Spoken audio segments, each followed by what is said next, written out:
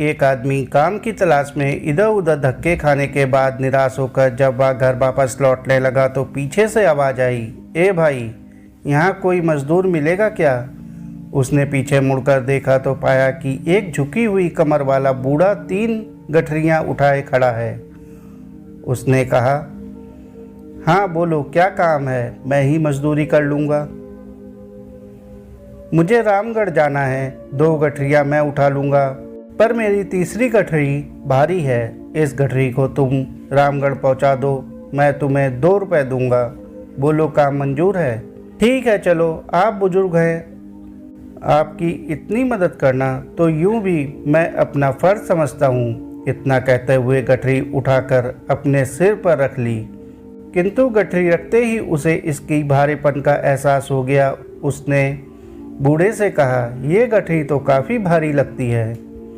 हाँ, इसमें 1-1 रुपए के सिक्के हैं, बूढ़े ने लगभग फुसफुसाते हुए कहा। उसने सुना तो सोचा, होंगे, मुझे क्या, मुझे तो अपनी मजदूरी से मतलब है, ये सिक्के भला कितने दिन चलेंगे। तभी उसने देखा कि बूढ़ा उस पर नज़र रखे हुए है। उसने सोचा कि ये बूढ़ा ज़रूर ये सोच रहा होगा, कहीं ये भाग तो नहीं जाएगा। पर मैं तो ऐसी बेईमानी और चोरी करने में विश्वास नहीं करता। मैं सिक्कों के लालच में फंसकर किसी के साथ बेईमानी नहीं करूँगा। चलते चलते आगे एक नदी आ गई। वह तो नदी पार करने के लिए झट से पानी में उतर गया, पर बूढ़ा नदी के किनारे खड़ा रहा। उसने बूढ़े की ओर देखते हुए पूछा, क्या हुआ, आखिर रुक क्यों गए? बूढ़ा आदमी हूँ, मेरी कमर ऊपर से झुकी हुई है, 2-2 गठरियों का बोझ नहीं उठा सकता, कहीं मैं नदी में डूब ही न जाऊं।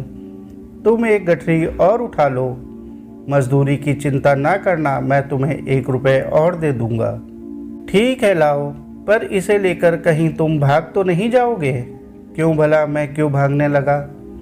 भाई, आजकल किसी का क्या भरोसा, फिर इसमें चांदी के सिक्के जो हैं। मैं आपको ऐसा चोर बेईमान दिखता हूँ क्या? बेफिक्र रहे, मैं चांदी के सिक्कों के लालच में किसी को धोखा देने वालों में नहीं हूँ। लाइए, ये गठरी मुझे दे दीजिए। दूसरी गठरी उठाकर उसने नदी पार कर ली। चांदी के सिक्कों का लालच भी उसे डिगा नहीं पाया। थोड़ी दूर आगे चलने के बाद सामने पहाड़ी आ गई। वह धीरे धीरे पहाड़ी पर चढ़ने लगा, पर बूढ़ा अभी तक नीचे ही रुका हुआ था। उसने कहा, आइए ना, फिर से रुक क्यों गए? बूढ़ा आदमी हूँ, ठीक से चल तो पाता नहीं हूँ, ऊपर से कमर पर 1 गठरी का बोझ और उसके भी ऊपर पहाड़ की दुर्गम चढ़ाई। तो लाइए, ये गठरी भी मुझे दे दीजिए, बेशक और मजदूरी भी मत देना। पर कैसे दे दूं? इसमें तो सोने के सिक्के हैं, और अगर तुम इन्हें लेकर भाग गए तो मैं बूढ़ा तुम्हारे पीछे भाग भी नहीं पाऊंगा। कहा ना, मैं ऐसा आदमी नहीं हूँ। ईमानदारी के चक्कर में ही तो मुझे मजदूरी करनी पड़ रही है, वरना पहले मैं एक सेठ जी के यहाँ मुनीम की नौकरी करता था। सेठ जी मुझसे हिसाब में गड़बड़ करा के लोगों को ठगने के लिए दबाव डालते थे। तब मैंने ऐसा करने से मना कर दिया और नौकरी छोड़कर चला आया। उसने यूं अपना बड़प्पन जताने के लिए गप फांकी। पता नहीं तुम सच कह रहे हो या। खैर, उठा लो ये सोने के सिक्कों वाली तीसरी गठरी भी, मैं धीरे धीरे आता हूँ।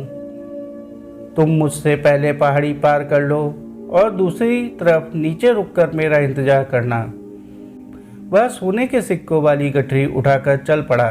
बूढ़ा बहुत पीछे रह गया था। उसके दिमाग में आया, अगर मैं भाग जाऊं तो ये बूढ़ा तो मुझे पकड़ नहीं सकता और मैं एक ही झटके में मालामाल हो जाऊंगा। मेरी पत्नी जो रोज़ मुझे कोसती रहती है, इतना खुश हो जाएगी। इतनी आसानी से मिलने वाली दौलत ठुकराना भी बेवकूफ़ी है। एक ही झटके में धनवान हो जाऊंगा। पैसा होगा तो इज्जत, ऐशो आराम सब मिलेगा मुझे। उसके दिल में लालच आ गया और बिना पीछे देखे भाग खड़ा हुआ। 3-3 भारी गठरियों का बोझ उठाए भागते भागते उसकी सांस फूल गई। घर पहुंचकर उसने गठरियां खोलकर देखी तो अपना सिर पीट कर रह गया। गठरियों में सिक्कों जैसे बने हुए मिट्टी के ढेले ही थे। वह सोच में पड़ गया कि बूढ़े को इस तरह का नाटक करने की क्या जरूरत थी। तभी उसकी पत्नी को मिट्टी के सिक्कों के ढेर में एक कागज मिला जिस पर लिखा था, यह नाटक इस राज्य के खजाने की सुरक्षा के लिए ईमानदार सुरक्षा मंत्री खोजने के लिए किया गया है। परीक्षा लेने वाला बूढ़ा और कोई नहीं, स्वयं महाराज ही थे। अगर तुम भाग ना निकलते तो तुम्हें मंत्री पद और मान सम्मान सभी कुछ मिलता। पर साथियों, हम सभी को सचेत रहना चाहिए। ना जाने जीवन देवता कब हमसे किसकी परीक्षा ले ले। प्रलोभन में ना डिगकर सिद्धांतों को पकड़े रहने में ही दूरदर्शिता है। साथियों, कहानी को आखिर तक सुनने के लिए आपका बहुत बहुत शुक्रिया। कहानी अच्छी लगी हो तो कहानी को लाइक और चैनल को सब्सक्राइब कर लीजिए। धन्यवाद।